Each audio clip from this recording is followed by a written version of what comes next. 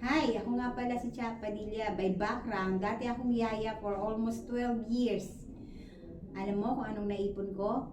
Nakaipon ako ng 10 bukol sa breast at stage 2 breast cancer.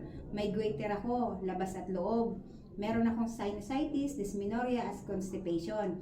Sa sobrang sipag ko, ang dami kong naipon. Kaya dumating sa point na kailangan ko nang magpa-opera dahil sa breast ko. Kaya lang, wala akong ipon na pera. Alam nyo kung anong meron ako, nag-pray ako, dumating sa point na sinagot ni Lord ang panalangin ko dahil dito. May taong nag-introduce sa akin nito, forever thankful ako dun sa taong nag-introduce nito kasi alam kong bakit, hindi ako believer sa food supplement.